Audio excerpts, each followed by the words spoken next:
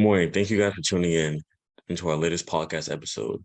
My name is Anthony Cooper, and I am from South Dade One Voice Community Coalition, a youth substance use prevention organization in South Miami-Dade, Florida. Today, we want to have a conversation about fentanyl and the impact it's having in the lives of those in the community. To speak on this topic, we have two amazing women to give insights and facts on fentanyl. Please go ahead and introduce yourselves. My name's Angela Parkerson, and I am the founder and president of the Never Alone Nick Rucker Foundation. And I'm Wendy Stefan. I'm the educator and epidemiologist at the Florida Poison Information Center in Miami. Glad to have you guys on. Glad to be here. Thank you for having us. Yeah, it's always a great opportunity to talk about this subject and share guidance for families and the community. It's such an important topic. Absolutely. Angela, you mentioned the Never Alone Nick Rucker Foundation. Can you tell me a little bit more about that? Yes, the Never Alone Nick Rucker Foundation was a nonprofit I created after my son Nick, who was 24 years old, was poisoned by fentanyl. It was actually the first time I'd ever heard the word fentanyl is when I read it on his death certificate. So that's when I became aware of the problem and how very little solutions there are and how there's no education really. And that's when I formed the foundation, trying to do whatever I can to bring education and awareness. Our main initiative is education and prevention. Yeah.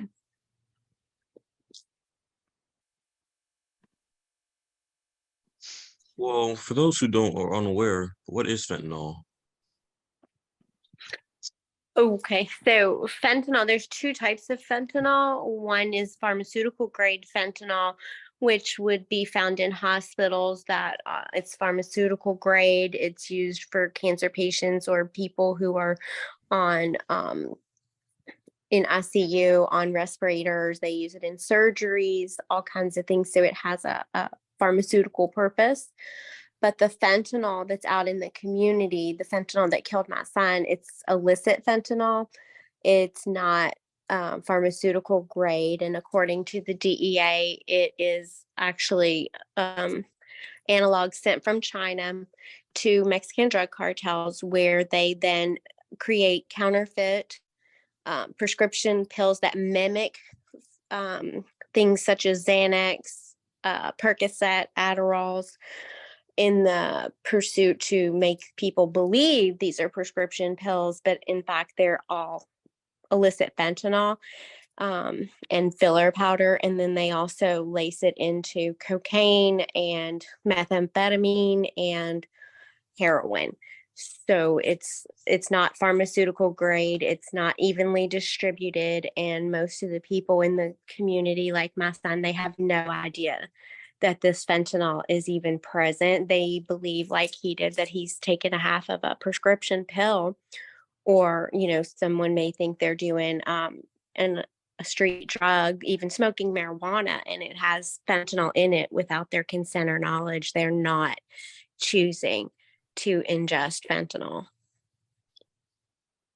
Yeah, I can jump in too. So I'm glad, Angela, you made that distinction, because I do think people are getting a bit confused. There's a lot of messaging out there that's just, fentanyl kills and this type of thing. And I think we're starting to hear anecdotally that people who are in a hospital now are in ICU after an accident, and the doctor says, we're going to give you fentanyl, and they're like afraid. So it's totally different, right?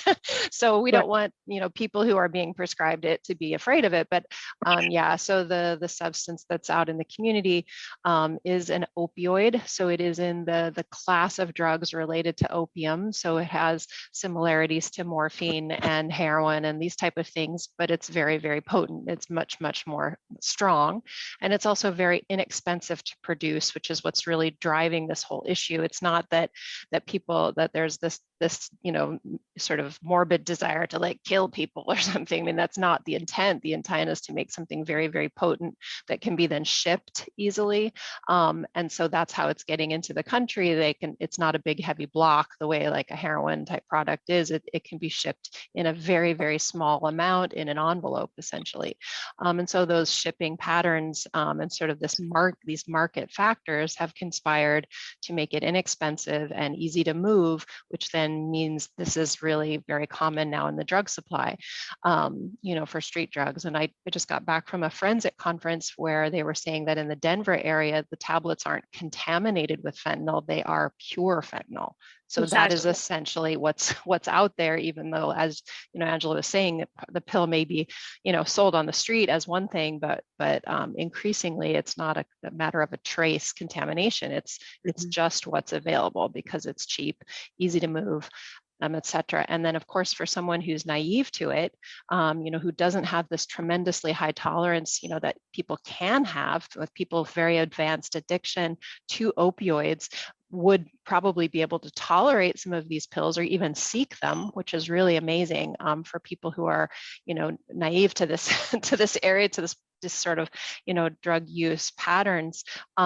People can actually be seeking fentanyl because their addiction is so advanced. But for folks who are new to it, who don't use opioids routinely, it is very easily a fatal first dose, which is what you were describing with your son. And I'm so sorry, really, I just think, we work with data a lot and we see these numbers in the media, and it's so important to remember that each one of those counts or that rate of death in our population represents a devastated family. Exactly. And thank you for that. And I represent families of victims of illicit fentanyl, and I spend all of my time working. I create projects. We're getting ready to do another Times Square billboard project where people get to see the faces, because what we run into is stigma. Yes. So like you described how there are people that do develop a high tolerance. These are usually people who had a long history with heroin, and a lot of them don't know that the fentanyl is there, but they end up getting addicted to it. Like you said, they've had a long-standing addiction, then they tend to seek it out. If they are aware of it, a lot of them never know, and it kills them too. But the problem is a lot of people, when they hear this, that's the only part of the problem that's being addressed from what we see. The harm reduction is the only answer in the communities across the nation. It's the only answer, and it actually speaks to the 5%. Let's say 5% of the people are actually seeking out fentanyl and they're addicted. Well, 95% of the people who are dying are people like my son, because we've never heard of it. We don't know what it is. And there's still not any measures out in the community available to prevent and make people aware that this is toxic poison. It is designed to make people addicted. And if they die, it doesn't matter. And the average that we are told for people from first contact, if they don't die on first exposure when they're not experienced with long-term, is they'll be dead within 2 years. So we need to come up with lots of different ways. I know that harm reduction offers things like fentanyl test strips and Narcan, which we're not against, but fentanyl test strips are not validated for testing drugs. They're validated for urine exposure to fentanyl. But the way it's currently marketed is get these fentanyl test strips and test your drugs to see if you can test them for safety, which is not accurate, because there's no way to test marijuana. Not a single way. You have to get these drugs completely liquidated. And my son died by splitting a half a pill with someone. He died, the other person lived. So there's actually no way to do it unless you liquidate the entire substance, and then the people aren't going to do it. And then you run into the problem that a lot of the people dying are children and people like my son who have no idea. So why would they even think that? And then you have harm reduction also saying things like how to use fentanyl safely, inject or don't inject, snort or smoke, rest and hydrate, listen to your body.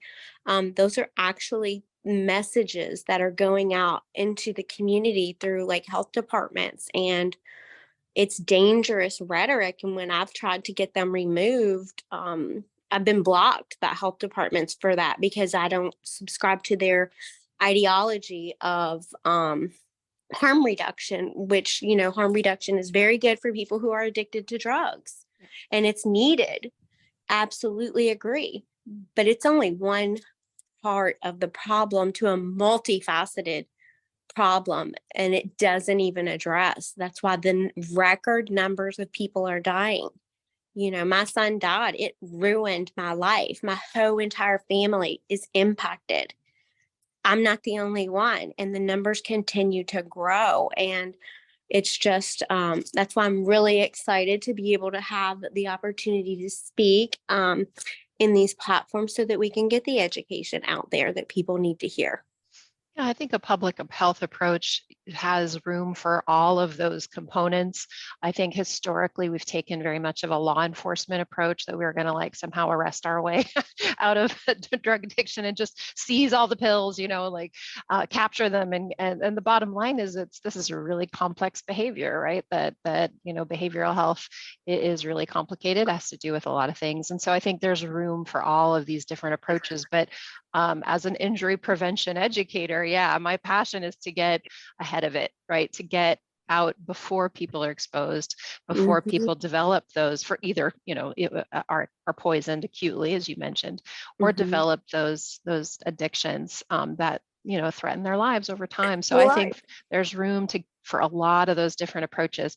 I love the idea of working with young people in schools because we know that actually when we are talking to young people about drugs in the context of poison, I think that's very helpful. And I think having a clear idea about why kids try drugs. And I think, we did some recent focus groups in Miami with young people, and we asked, and the young people and the parents and the community members, and there was such a disconnect between the reasons that students gave for using drugs, which was managing stress and mental illness overwhelmingly, just incredible stress, anxiety, depression, pressure from school and all these things, versus the adults in their lives who thought that it's something you do to be cool and to have fun. And it was just it really struck me. And so we need to get in and support kids with those things they're trying to cope with, and let them know that using drugs recreationally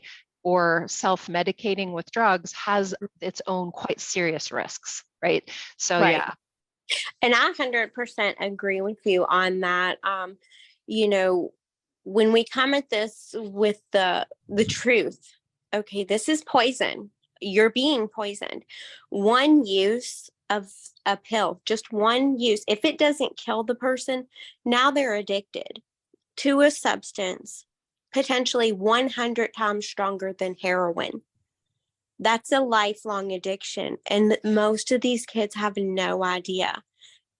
Almost all of them have no idea that they are now, within an hour of that, they're experiencing dope sickness. They're having withdrawals. They don't understand. And a lot of people don't even know this is in the vape pens that kids get off the streets. There's when you test kids for exposure, just imagine the different narrative if we said, please take these fentanyl test strips and test yourself for fentanyl poisoning exposure.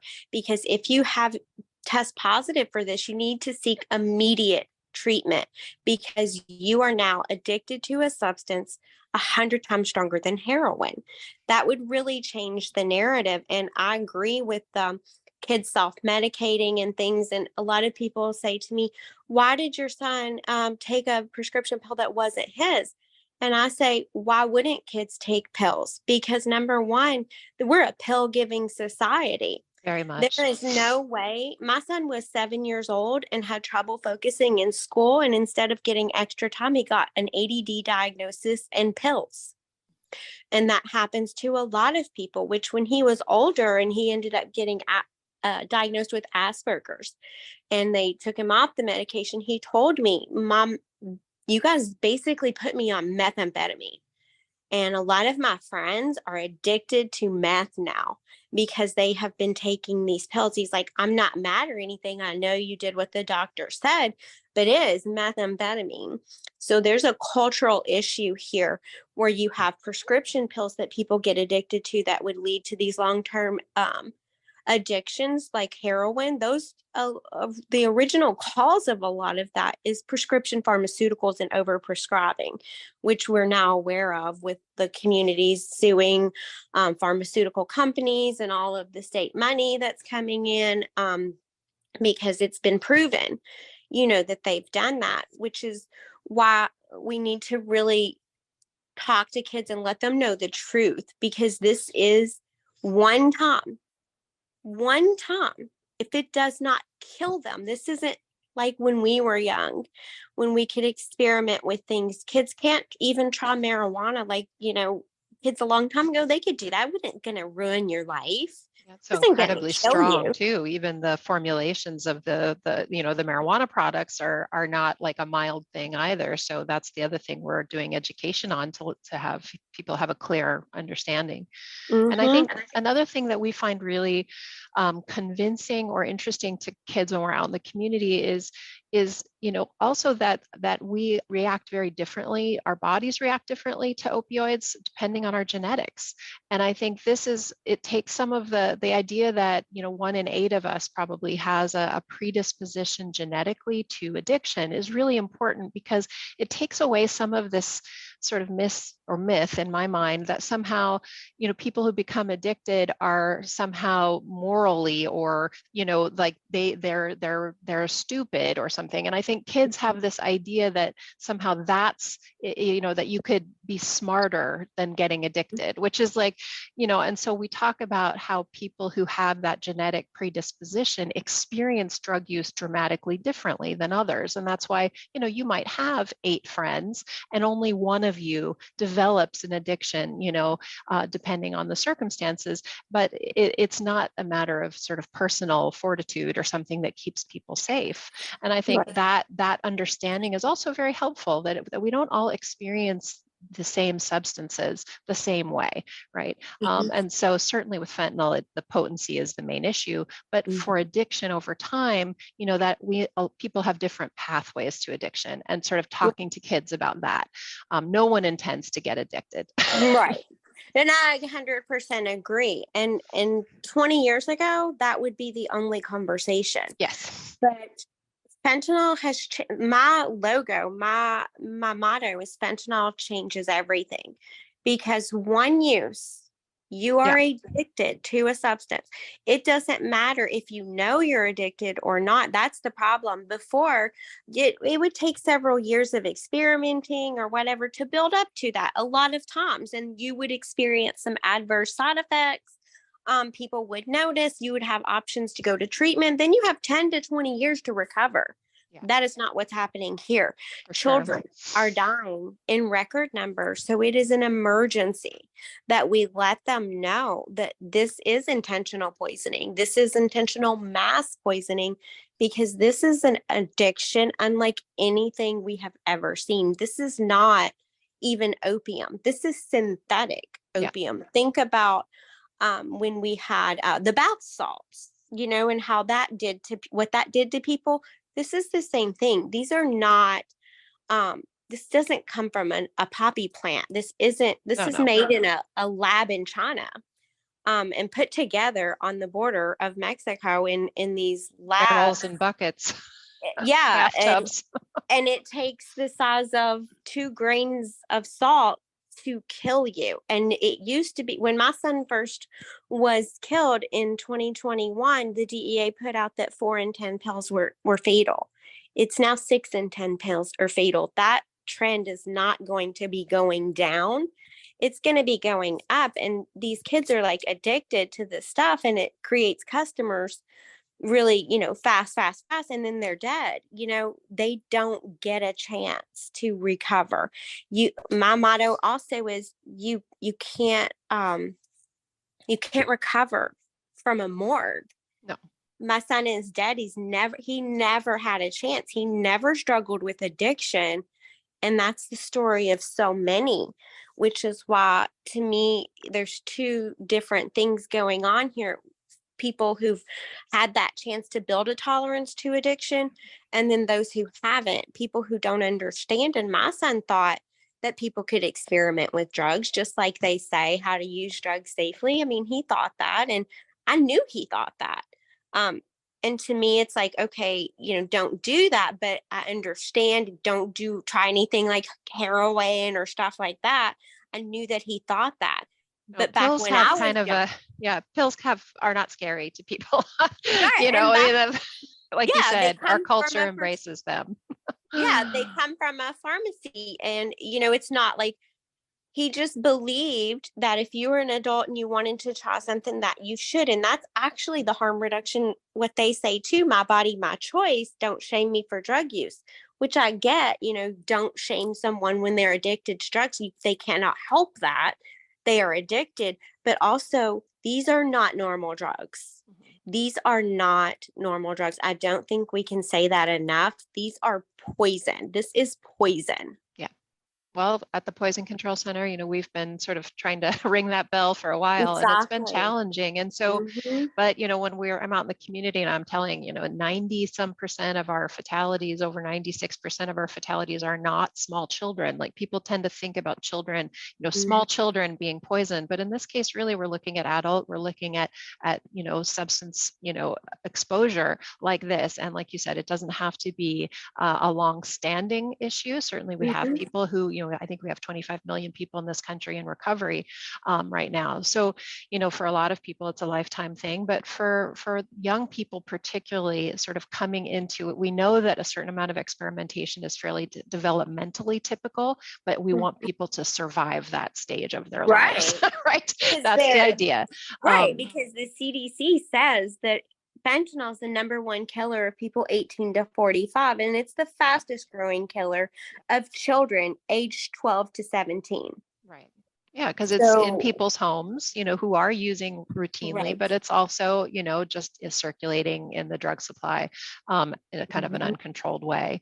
Yeah, so absolutely, I think that's really important. And we've seen our calls in Florida for fentanyl, prescription fentanyl, increase year over year from 2021 to 22 by about 50%. So we're seeing, a steady and sustained increase in calls for both synthetic and for for prescription and illicit fentanyl. So for sure, this is something on our radar. The sad thing is, as you mentioned, often people don't even have the time to call for the poison center, right? I mean, so these people are discovered already too late, right? Or, we get the call from the hospital as they're struggling to treat that case. So we don't have those opportunities that you mentioned to intervene to save that life, where we did with heroin, we did with the prescription drug overdose. We would have, an hour, a few hours to get to that person, apply naloxone, and save a life. I did want, on the issue of naloxone, I wanted to mention something promising here locally. This last week, our Miami-Dade County Public School District did vote to allow naloxone to be used in the schools by school staff. So super excited about that. That's something that Project Opioid was locally very active with. We were on board helping with some of the epidemiology and training support for school staff. So now they have to work out some details. We know that, the bulk of these poisonings do not occur in schools, but they have, and around the country, there have been reversals. And so we want to be on board with that to keep kids safe, at least while they're in school, to do the best we can with the tools available to us. So a little hope there that we're pretty excited about. Absolutely. And I think that's great. And I also want to say, I think it's great to have poison control involved. Okay, because when you look up substance, or when this is poison. Yeah. So why shouldn't poison control be involved in every state, in every city? So the fact that you are, I think that is commendable. 100% commendable. And to have it, available in the schools, because I was told that within 2 minutes my son was dead. Yeah. And of course, he had no idea what this was. Who would think this is the other thing. Kids think, oh, I'm going to split a pill. I'm not addicted. Who in their right mind would honestly think that after trying a substance, a half of something or whatever, they would now be addicted to that. It doesn't even make logical sense. No. So that's why the education factor, again, is just so important to really let these kids know. A lot of people who are struggling with addiction now, they know it's a struggle. It's a struggle you're fighting, but what if we can stop that from happening Short circuit upstream? that whole process. Exactly. Exactly. Yeah. Because kids are smart. And if you tell them the truth, this isn't to scare them or a scare tactic. This is real.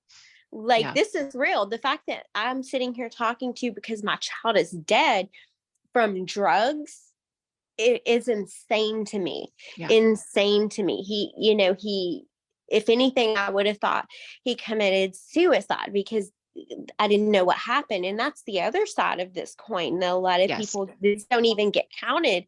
But when you are exposed to these drugs, they damage your mental health to the point where a lot of these kids or adults, whoever, are committing suicide.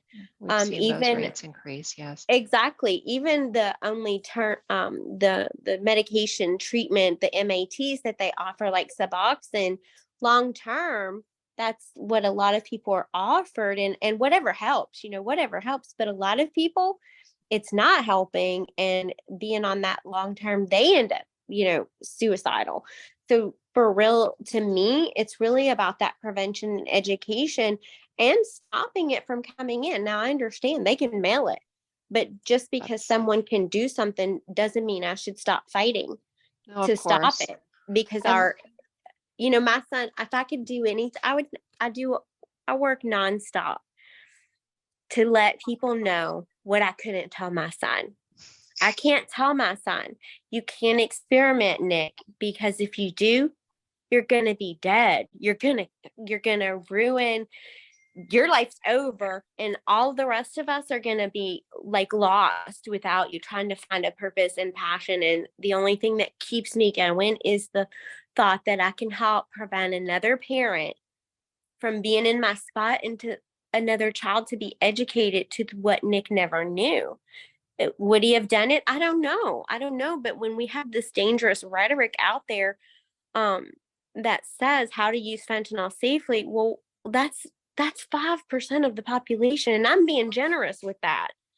5% of the people who are struggling with addiction are addicted to fentanyl, but that's the only response that's being offered, and that's dangerous, which is why I'm so glad to have you involved with poison control, because just imagine that narrative when we say to kids, test yourself for exposure, or adults, whoever, test yourself, get a fentanyl test strip, test to see if you've been exposed to fentanyl poisoning, and seek immediate treatment, because that is what they need, because they are now in a lifelong battle with addiction and they are on the clock to death. yeah, it's really important to hear your voice and the voice of other families that have been affected, as well as voices of people in recovery, because I think that was one of the things that came up, when we talked again to youth, and we asked them, like, having somebody like me is one thing. I can come and talk about data and about what we see and about how we treat these cases, and so like sort of tell stories about these exposures, but your voices are very powerful, and I think that's kind of what kids need to hear, because there's a lot of credibility with someone who's in recovery, who's had the experience of surviving an overdose like this, and they can talk about how difficult recovery is, right? So that's one perspective, and then your perspective is so powerful, that I think kids need to hear from families. And I just commend the people who are coming forward, because like you said, there is still stigma with this, even for cases where the addiction wasn't part of the picture. So I think it's just a lot of fear, and so it's a lot of courage, that you guys are displaying, and the families are coming out, and it's helping us. Because years ago, I would go to these events and I would talk about, overdose and getting help, and being cautious about drug use and over prescribing, some of the things you mentioned, and people just had no idea what I was talking about because they hadn't encountered anyone who had lost someone this way. And then after the events, people would come to me, pull me aside and say, it was my sister, it was my brother, it was my husband. And like, I was happy to talk to them, but I was like, this needs to be more broadly known. So the work you're doing is really important. Thank you. And I found that very important as well because we also went out to a local high school and spoke to about 200 youth on prescription and over-the-counter medication. And when you ask for a raise of hands to show who've ever heard of the word fentanyl or even about the substance, less than 30% were able to raise their hand. So I exactly. feel like a lot of these users are first-time experiences and just experimental, especially with the younger crowd.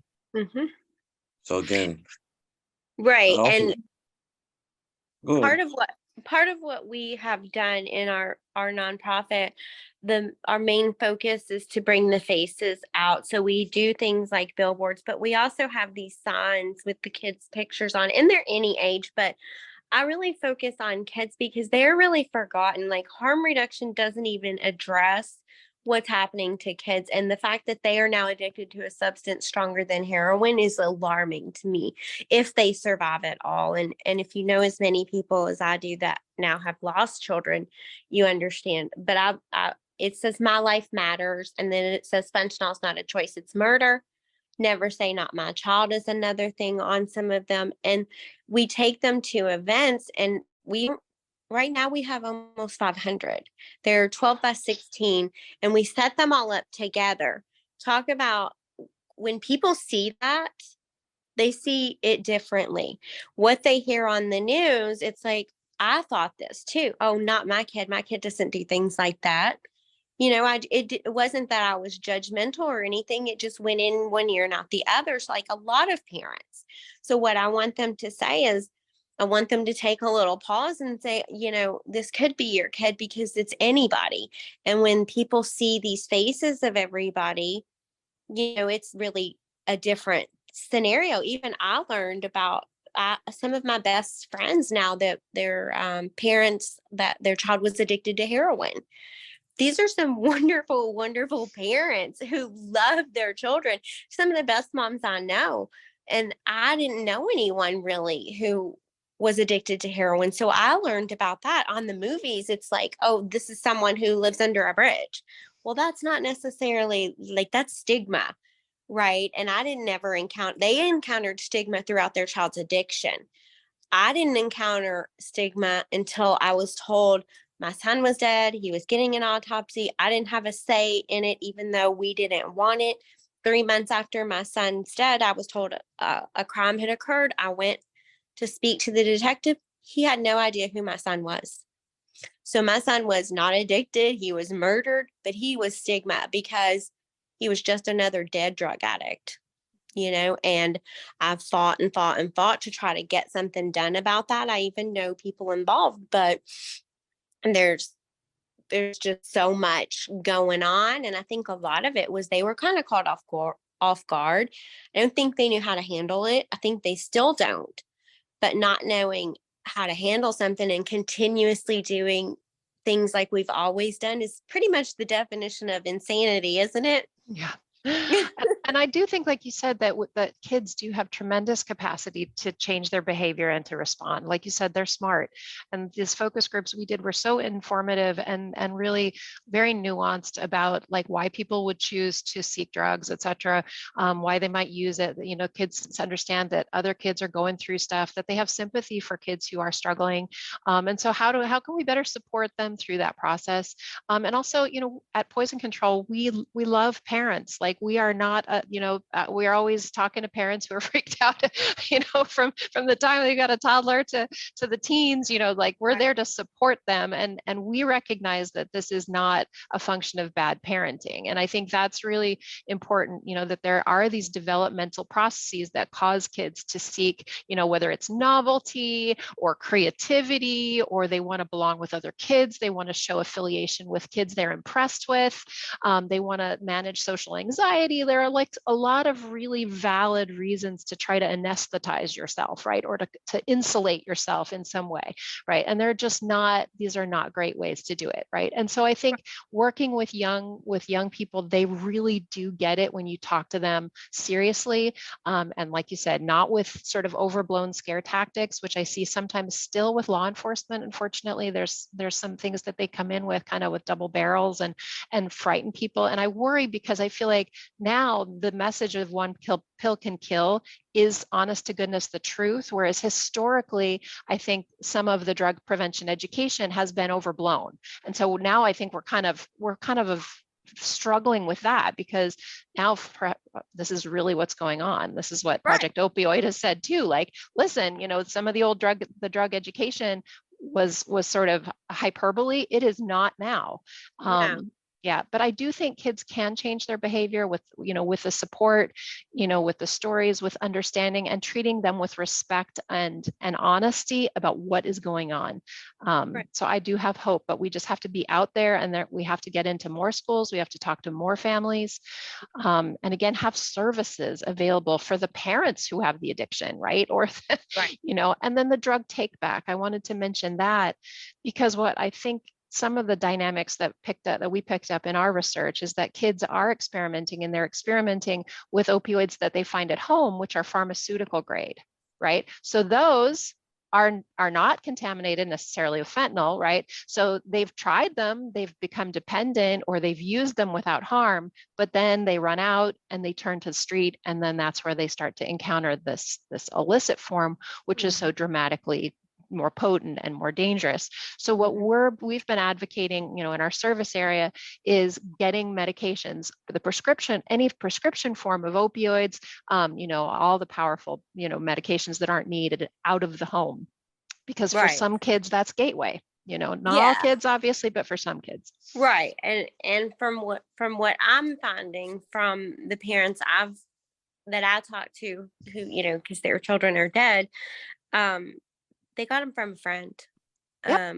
And there's a statistic that I just made this graphic about. It's 80% of people use drugs with a friend, or no, but the 80% is found alone. Most people use drugs with a friend, but 80% of the people who are dead are found alone. Right. Like my son, he split a pill with someone, but that person ran out and left him, and he died.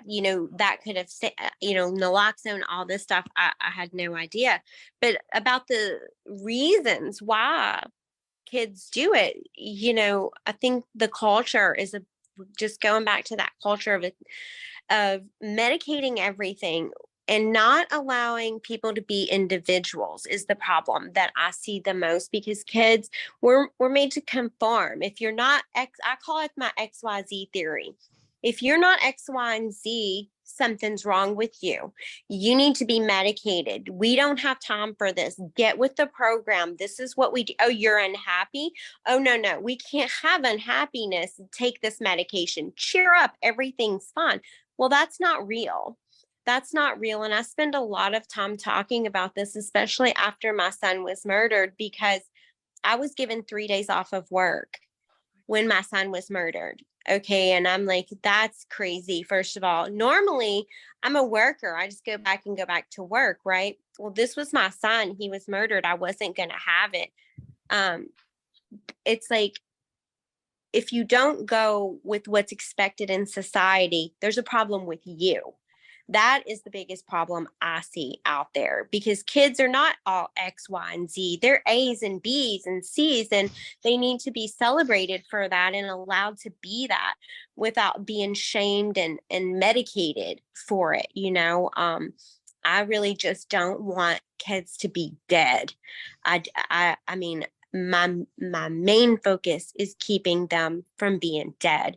And that normal experimentation, you just can't have it. And Nick medicated himself to fit in socially. He had Asperger's. It was during COVID lockdown. He ended up working at this Pizza Hut where everybody there was doing drugs. All he wanted to do was go hiking, and all they wanted to do is do drugs, but within 6 months of contact with that person, he was dead. So harsh. I'm so sorry. But then I go and speak at recovery centers, right? Because that was the only thing that gave me hope in the beginning, because nobody understood what we were experiencing and what we were going through. So I went and I would speak at these recovery centers, and I met a lot of people in addiction. But then there was one person in particular I remember. I asked them, if there's anybody in here who thinks they're not addicted to drugs, raise your hand. So I really wanted to know how many of them actually know they're addicted, because these things are so stealth. They're so stealth and they don't know they're there. And one boy in particular raised his hand. And at the end, we spoke, and he was like, I was really touched by Nick's story because all I did was smoke pot. And when I came in here, and I didn't want to come because I didn't think I was addicted, but I tested positive for fentanyl. And I was just like shocked. And he was like, thank you for sharing Nick's story, because I really see myself in that. And I think a lot of times that's what kids need, right? They just need to see that they are these people. Yeah, and storytelling, like what you're doing there, these are real families that are touched, real people who are lost. I think that is how we've always communicated as people. Those are the things that, even though I live in a world of data as an epidemiologist, and I think there's important stories to be told by data. What connects with people, I think, is the stories that you're describing, and we try to do that as well. Just to support the families. Again, we get calls about people identifying pills in backpacks and that type of thing of their kids, and we have to tell them that is an opioid, and it helps us get ahead of it. So we do, we used to do pill identification a lot, and that was really helpful for families. But now we're finding, because of the counterfeit pill issue, that those identifications are not all that helpful anymore. So that's a tool that used to be very helpful and to help keep people safe, that is no longer useful. So like you said, Right. we're really lacking the tools we need, to help people be safe. And so I think everyone is struggling with the correct approach. Certainly we want to be out there sharing the information and giving kids what they need to know to make good choices, with an understanding though that it is normal for kids to experiment. So like, how do they get through that? Right. And now, naloxone is the only real reversal tool, but you also have things like Zazzalene out there in the drug supply, moving into cities every day, and that is not reversible by naloxone. See, I have a question. Sure. What should someone do to think their friend or someone they're close to is having an overdose? Well, it depends. Go ahead. Oh, I was just going to say, if they're with them and they think they're having an overdose, they need to call 911. If they have naloxone, of course, administer it immediately and call 911. But if not, they need to, alert somebody right away. But Harvey and Poison Control, I'm very curious as to what their response would be. Yeah, so well, it really depends on how you're, what signs you're seeing or what you've experienced. So if your friend has just taken, pills that you're realizing they shouldn't have taken, so that's in a home setting where, you either took the wrong medicine yourself, like for loved one, a child got into somebody's medication, right? So if somebody is in treatment, for instance, with buprenorphine, and a child gets into that, so you have some lead time there. You know what's happened, that there's a potential hazard, and that's an opportunity to call poison control. We can assess the situation and then get the right treatment to the person. Now with fentanyl, we often don't have that time, right? Or the person doesn't know that they've been exposed. So that makes it harder for us on the treatment side, first of all, to access that person because no one called, or by the time it comes to our attention, it's a statistic about a fatality, right? So in your circumstances, right, we wouldn't have had an opportunity to get involved and save a life. And that's really the challenge with fentanyl. So we really are more involved on the prevention and education side, where we're out in the community explaining what we're seeing in the data, explaining what we're hearing from our callers in terms of symptoms and the experience of addiction, to try to get ahead of it. It is really challenging. And I would agree, if you do encounter someone who is down, that obviously 911 is going to be the best choice. We do have a lot of tools in our toolbox for reversing drugs, specifically, naloxone for opioids, up to and including fentanyl. But again, it's a matter of time and the dosages that people are being exposed to. And then as Angela mentioned, the issue of tolerance. If the person is completely naive to it, they're not going to have any tolerance. They will not be able, their body will not be able to, cope with it, and they'll stop breathing is typically what happens. And that can happen very, very quickly. What are some signs of overdoses? So like what can people look for? Well, I can weigh in on that one. So it's interesting you mentioned, what we see in the media, and I would agree that what we see in the media is just less than helpful, not at all informative in a productive way, right? So it tends to be very visual descriptions, and so we kind of expect a Pulp Fiction scenario with somebody like thrashing around and having a seizure and all this, and this is actually very rare for an opioid overdose. It's only about 2% of the cases will you see seizures. Much more commonly will just be the person, their breathing gets slower and slower and slower, and then they are quiet, they're down, right? So it is not a dramatic thing that even someone who is in bed with a person experiencing an overdose may not recognize it. And that's one of the things we're doing in the community, is helping kids identify, like, this is not normal, right? If someone is sleeping in the middle of a loud party, right? If they're not awakened by a loud noise, if they're slumped in a bathroom, these are not normal. This is not normal for someone who's drunk or, whatever. You may be looking at an overdose. And at that moment, you have an opportunity to help, and to call rescue at the bare minimum. But, for people who have naloxone, I carry it with me. That might be an opportunity to, to administer it while we wait for rescue. So it's not a very dramatic thing. For most people, it just looks like someone falling asleep.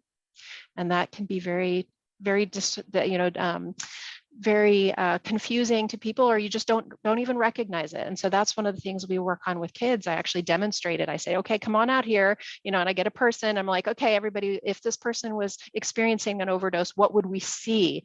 And they're talking about red face, agitated, like, they're just describing a stimulant drug, like a cocaine or something. They don't know that it is a depressant. So it's the opposite. It's making everything slow, and they're just going to look like they're falling asleep.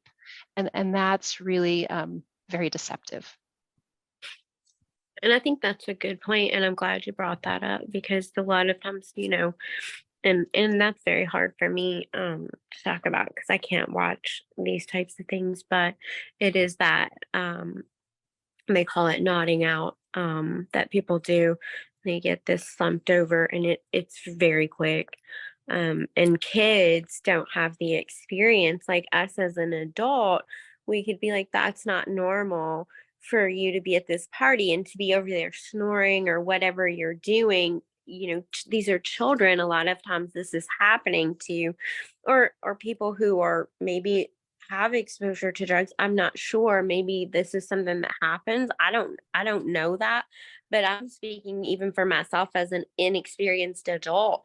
If I had seen it, would I have known? Would I have even known that if someone took something? Would I have known if it was my own son sitting there and that happened? Right. Would I have thought he was asleep? I don't know. And that's the scary thing. And then talk about the trauma that happens to the kids experiencing this too. Yeah. And that's something that we're doing trainings now through DCF. All the DCF funded programs are now required to have opioid overdose trainings, including Narcan administration. What is Narcan? What is an opioid? And we provide that through the Poison Center. So that's been great, because a lot of people have kind of wondered, like, why do we have to have this training? What does this have to do with me, right? They don't see that it has any connection with their lives. And after the program, I invariably get emails like, I had no idea. I have a loved one who is taking a medicine that is in this class. Like, I probably should have Narcan. And so we're giving out, the isavefl.com website to people so that they can have Narcan. And as part of that, even on the package, it talks about what we should be looking for. And like you said, it's not dramatic. It's not, yeah, there's really no reason kids would pick up on it.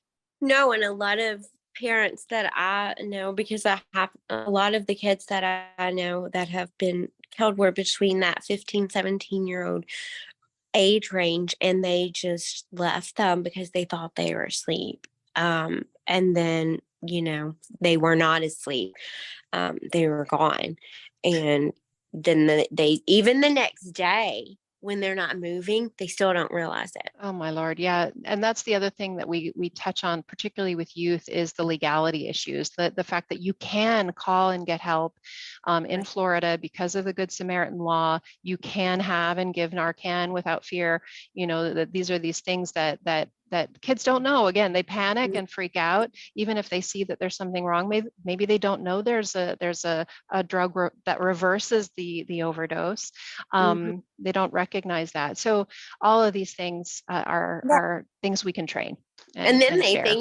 they think that this isn't going to happen to them because kids think they're inevitable, they're invincible. Yeah. So of course, why would they think that? So that's what I find a lot of with that age ranges. There are they'll be with a friend or something, and then nothing, and it'll be like hours, and even the next day, or somebody will come over, or a parent will walk in and they're at their table, it's just, I don't even know if they understand. So why would they? It's just so shocking. That's what fentanyl is. It's deceptive. You don't know it's there. Why would they ever think that? Why would anyone ever be looking for signs of overdose? And that's another problem I have, is calling it overdose, because kids are not overdosing. Overdosing implies that I took too much of a known substance. This is not overdose. This is poisoning. This is intentional poisoning. This is deception. This is being deceived and poisoned to death without consent or knowledge. So why would anyone expect to experience something like that when they take a half a pill or something? That's or true. They smoke a joint? Why Yep. would anyone be looking for those signs? And then when you're inexperienced, even me as an adult, I'm inexperienced. I've not seen these things. And now Sure. we're expecting children or other inexperienced people to. It's just, I really think it goes back to, like you said, education and prevention, because we really have to do something. This is intentional. Like, to me, there is no doubt in my mind this is intentional, because not only does this potentially kill people, it also incapacitates them and ruins their mental health. And some of them never recover from this, because even if you ask anyone who struggled with a heroin addiction, that's a lifelong battle, and many of them don't recover. This is something even stronger than that. So this is like unprecedented. It's intentional. We know it's coming in from China and Mexico. We really have to do things to protect our children. And that's my main focus, because what they don't know is killing them. What my son didn't know killed him. Yeah. It's interesting that you're framing it that way, and I think more people are framing it that way as well, because we actually just heard that the FDA is approaching poison centers with looking for information about falsified substance. That it is not a passive contamination issue anymore. Like, it used to be that things would be contaminated, or there'd be filler. You mentioned like filler, right? And certainly some of the fillers we see in illicit drugs can be themselves harmful, but this is a whole different thing. As you said, they're marketing, these products are being sold as pharmaceuticals with pharmaceutical markings, pharmaceutical dyes, the shape and color of pharmaceuticals. This is not accidental. And I think there is more of an understanding of that at the FDA level now, where they're trying to get a handle on what it is to actually intervene on that basis. So I think you're not alone. Yeah, you're not alone in that. They make them look like candy as well. Also for marketing, so that they can move it and not be detected. So the issue is, how to get a handle on that. But I know, and a lot of people say, oh, they're not giving out drugs, nobody's doing that. That's a lot of the pushback I get. Nobody's giving kids drugs for free. It costs money. You already mentioned it's cheap to make, and it's really a wise marketing decision on the part of people doing this, because just like in the supermarket, when I hand you out a free sample, It's because I want you to come back and buy the box.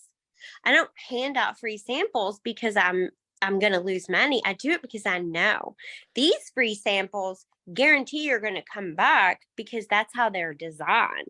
So the fact that whatever way they can get for anybody to take them, then they're gonna do it. A lot of people don't understand that it's in marijuana and vapes, especially kids. Now, I'm not talking about what comes from dispensaries. That's a completely different thing. And I tell people all the time, if that's what they're gonna do, then make sure it comes from a dispensary because anything else is not safe. And if it doesn't come from a pharmacy, from the pharmacy that it came from your prescription, that's the only safe way. If it's not from a dispensary or a pharmacy, it's not safe and it's potentially poisonous and fatal. Yeah. I would just like to see, I feel like it's frustrating because parents I feel are like so protective of their young children, and their elementary school children, and so there's a lot of that fear of children being given drugs, whatever, that's like really people get very focused on that, but then somehow as soon as they're teens, they kind of let their guard down and they're like, oh, well, kids will be kids and whatever. And it's like, that's actually when the vigilance needs to be increased rather than decreased. Right. It's so funny. And so I always say, I know they're pushing you away, when I talk to the parents, I know they're telling you, oh, stay out of my business and leave me alone or whatever. Like, no, that's when you can keep them even closer and you're in their business as much as you can be because the risk goes up, Even when I was in school, long time ago, when I was in high school, kids would hand me speed just to take. I didn't know what it was. I had no idea what that was, but they would just give it to you. Coming down here, take that. Like, oh, okay. Well, I don't really want. I think that's where a lot of people like my age might think, oh, well, you're trying to be cool. This has nothing to do with that. They're not doing that. When Nick was in school here in Florida, in middle school, a lot of the kids were snorting Smarties. I don't know if you remember that. It's because I was like, why on earth would you do that? But that's what the kids were doing. I remember my kids asking about it too. And I said, well, it's going to be sticky. Well, we had just moved here from Kentucky and I was like, what have we done? Now he's going to and we took it so seriously because to us, that was the drug.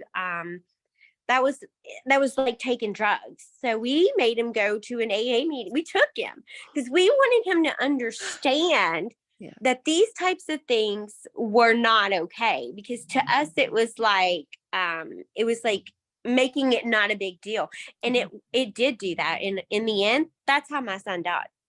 Because he snorted a half a pill. And I would love to, I wish this was only Florida's problem, but unfortunately, as you said, this is happening across the country, and really the drug labs that we were talking to were saying that, in terms of concentration, even out west, it's even worse. So this is a national problem, and certainly some of the solutions need to be national. And so, we are hoping that the supply will be reduced, but I do think there is hope for reducing demand with the work you're doing, and more education. And in general, like I was just looking at the data from the Florida Youth Substance Use Survey that really showed that prescription drug abuse in kids has been steadily going down, and that's really encouraging. But marijuana obviously going up, and alcohol use still going up. And so we really have to keep vigilant on these traditional drugs in addition, because like you said, even though fentanyl is most likely to be fatal, these patterns of managing stress through substances, whether it is a prescription drug or it is alcohol, is not adaptive. It's not things that are going to serve you, that kid, in the long term, right? So like how do we teach kids to cope? Like how do we, that needs to be part of the conversation, I think. I agree. And I really do feel like it is allowing them to be themselves and to stop pushing this narrative that life, like this happily ever after narrative, and not allowing sadness and all of this is part of life. Even I was guilty of that. Like, oh, it's going to be okay. I was so sunshiny and I didn't want to see the bad thing, not that I didn't want to see them, but I wanted to encourage. Well, that's not true. And my son's death proved that to me. My life is never going to be sunshine. It never was.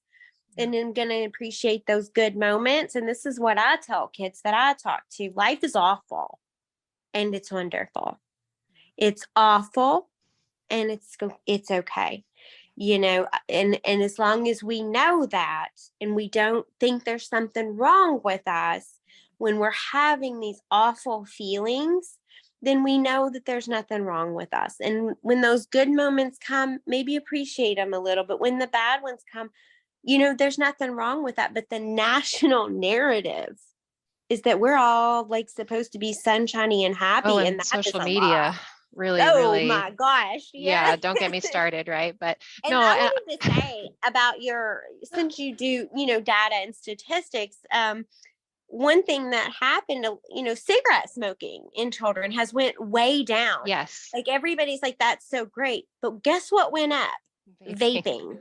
yeah, Vaping is yeah, way worse than cigarette smoking, because cigarette smoking would take years to have adverse effects yeah. and may or may not cause cancer, lung disease, things like that, emphysema. But this is like poisoning kids' lungs. As kids, I Short work in term, pathology. So, you have things like popcorn lung and, yeah. those types of things. And now you even have the injection of fentanyl into Right. these, and methamphetamine, not to be left out. Some of these Oh things yeah, they do put methamphetamine meth in. is everywhere. Meth is the other Exactly. thing. And Less kids likely to be think fatal, but awful. that they're trying even nicotine for the first time. And what they're actually ingesting is fentanyl and methamphetamine. So who would think by doing this, that that's what's happening? They don't understand. I didn't understand it. I did not know. Um, but now I do. And all I want to do is to let people know, what I didn't know killed my son. What he didn't know took his life. So Yeah. I want to empower kids because they are smart and they are capable. Yeah, we talk a lot about it, just how the vapes were marketed, even from the major manufacturers, as being safer without the support, without the data, and sort of helping kids be good consumers, even about those type of products and the market that was never proven to be safer. Those claims were never validated. And I show the history, like heroin was actually marketed by Bayer as a safer option to opium. So like we've done this over and over. So have some skepticism, be good consumers, see how it's affecting people around you and use your judgment. And also recognize for kids who have a family history of addiction that they may have that genetic predisposition, that they have to be extra careful, and they may not walk away from it the way others do. But you're right that fentanyl changes everything now in terms of just that sort of casual or casual or incidental use poses. And then you have kids that have lost their parents, Well, that was where harm reduction came from. Harm reduction actually was, sadly, that whole push came from the legal community because they were dealing with this avalanche of foster children. And, how do we keep people alive to parent their children? How do we keep people alive to continue to be, members of our society while we figure out a way to help them manage their addiction? So, and it makes crazy. sense. It makes sense from that perspective. It really does, because you do want children to have their parents, and you want them to live to parent them and to overcome their addictions and things like that. And it's really a vital part of that conversation. Yeah. It just has to stop being the only part. Oh no, yeah. Because the way of going about this with just that is also directly correlating to the increase of numbers of deaths, because I'm not in statistics like you are, but I'm a scientific researcher, so I know direct correlations. When I see them, I've done I've read a lot of these things, and a lot of the fact-based evidence that they claim to have are based on those old facts. So yeah, I mean, I feel like I said, there's a place for it for people who are already in that world, but yeah, it can't be the only message. I mean, and drug use, illicit drug use, active illicit drug use, even experimental drug use in kids is not the majority. And I think that's another really important message to get out when we look at data, and we can talk about trends up, trends down. When it's still 87% of kids are not using drugs or trying drugs. And I think kids are very sensitive to what their peers are doing. So the message that most kids don't is critically important. And I feel like that's where sometimes drug prevention educators go the wrong way, as they come in and like, kids today are doing all these Yeah, things and everybody's doing it, but you shouldn't.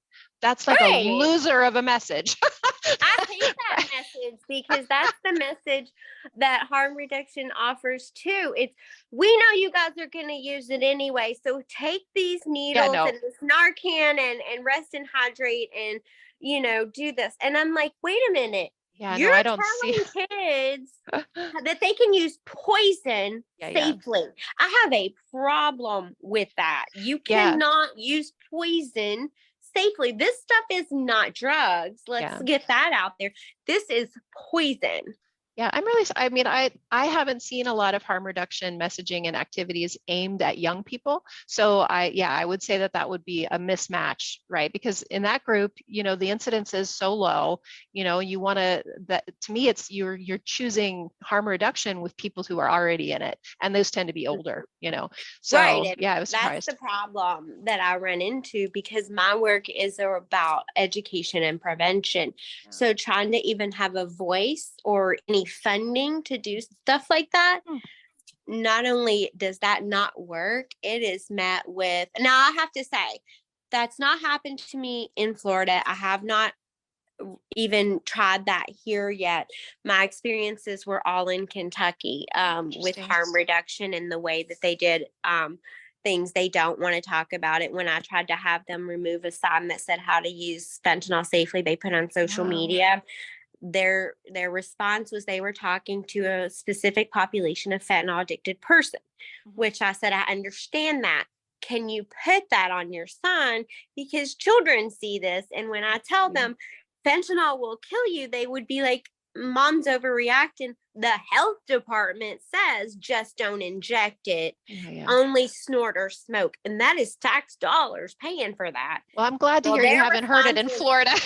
Because I was like, their what? response was to block me and cut me from being able to apply to funding. That's how severe it is. And it's not just that, it is across the nation, because I do work with parents across the nation, and we are all statistically shut down by people with harm reduction. They feel like we're threatening their message, but they won't allow us to have a message. There's two different things going on here.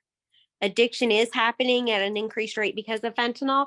People are still struggling with addiction, but people who would never have even come in contact with it in one use are now addicted or dead, and they need to understand that. Yeah. No, I think, like I said, there's a place for all of it, but it has to be appropriately, you know, the messaging is specific for different groups and helpful for different groups. Like what is appropriate at this stage for this population. And yeah, still in the schools, you look at the most recent data, which I thought was really helpful. It was 2022 data about use in the schools. If you haven't seen it, I would definitely recommend it. It's really saying that this is very rare, but that is, you know, it's still, we're talking about in a large school, maybe 100 kids are using opioids. So you've got 100 kids at risk, at least in a large school. And that's why we were arguing, you know, let's get naloxone in there and do more with prevention and education. So we paired the two in our proposals because I see the two absolutely going together, right? Obviously, you want to prevent as much as possible and be prepared for you know, a situation that's under your nose, you know? Absolutely. And thank you again for that, because even if it's just one child, you'll see it differently if it was yours. Oh no, of course. You know, And and a lot of, and for those of you like you who haven't had to go through it and you can still understand that, like, thank you for that. That's what we want the community to do. We want them to just see it that way, to know that we don't want them to see it through our eyes, because you don't get to go back from that. No. You don't ever get to go back from that. So and thank you. And we know that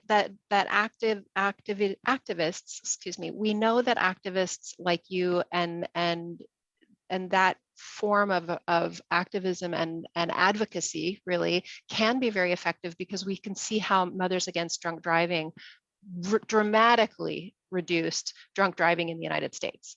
Like because of those stories, because of the activism, because of the policy work that they implemented, we have seen that come down dramatically. So, you know, we know it can work. And so I know that those voices are critical. So, and I think, you know, time will tell, but I'm hoping that we can have a similar impact by coming forward, sharing the stories and the stories of your son and the other mothers you're working with or families you're working with. You guys. Final messages to the parents and for the youth. Well, I'm sorry, I didn't hear you. Oh, so thank you guys I really appreciate all the information and storytelling. I do agree. We need to change the way we probably approach the topic and hear different things, but a final message to probably some of the youth and the parents out there who are facing the same things or may encounter the same situation in the near future. Well, I can jump in. Yeah, so with families, I think one of the most concerning things that we heard in our focus groups of parents was that that attitude that Angela just mentioned, that, well, all kids are going to do it. Kids are going to do drugs. What are you going to do? Oh, well, like throwing their hands up. We know that's not true. Statistically, it is not true that all kids use drugs. It's not even the majority. And so parents need to have that as their norm. Like, my expectation for you is that you will not use these drugs. I am counting on you to have good judgment. I am explaining to you that my expectation is you will not. You will not drink alcohol underage, and you will not use drugs. If you are struggling, if you need help, come to me and we will figure things out with our doctor or et cetera, or counselor or, pastor or whoever brings support to your family, and the resources available through the school and the community, right? So that is a big change, because parents had this terrible, terrible sense of fatalism that came through in these focus groups, that was unwarranted, right? So there are resources, there is support, and actually the outlook across in terms of regular use or even experimental use of opioids in particular was actually not the majority. So they shouldn't be fatalistic is the first thing. So, and then they should be really active about sharing the risks with the kids, talking about drugs, saying, listen, do you see our neighbor, our friend, he is in recovery, how difficult this is for him. He had a terrible struggle. It is very difficult when people get involved in drugs to correct course. It's something they carry with them for their lifetime that they have to deal with. Talk about it, engage, ask kids, what drugs are kids using in your circle? Are there kids using drugs? If you're going to this party, why are you going to that house? Like, you want to be involved, I guess, is my message. And I agree with all of those things. I think all those things are extremely important. I 100% agree. And I would also add that I know a lot of parents don't understand themselves what's going on, which was why, again, we need to not only educate the kids in the schools, but get parents involved in parent night or things like that, so they're involved. But we need a COVID-like response. When COVID started, no one had ever heard of COVID. It was a new thing. But then everybody all across the nation knew, wash your hands, social distance, do all these things. We were educated on all these symptoms and what to do. Immediately, we had counts of going up of people that, were succumbing to the illness and things like that. That's what we need here, because the number one killer in America is not COVID, it's fentanyl. And the fact that everybody doesn't know the word fentanyl, until they do, we're failing, because every person in America should know the word that knows the word COVID should know the word fentanyl. It is the number one killer in the nation. So there's no reason why we all shouldn't know. And right now we are up against it, because here we are out in the communities trying to explain to parents what the government basically won't explain, is that this is the number one killer in the nation. They'll say it, but then there's no press conference about it. There's no, my governor signed a proclamation about fentanyl prevention and awareness day. He's never spoken about it. He's never came to it. He's never gave a press conference about it, but he gave a press conference about COVID every day, but nothing but silence about fentanyl. Because my two main statements on this are fentanyl. Silence is deadly. Us not talking about it is what's killing people, and stigma kills, because this ideal that it's only a certain person, it's only kids like that or adults like that, or it's stigma. That's not true. It's anybody, anywhere, anytime. It can happen to anyone. And I just really feel like we could do so much better. And I'm just so glad to have, voices like yours out there doing stuff, because it's rare for us to find that anymore.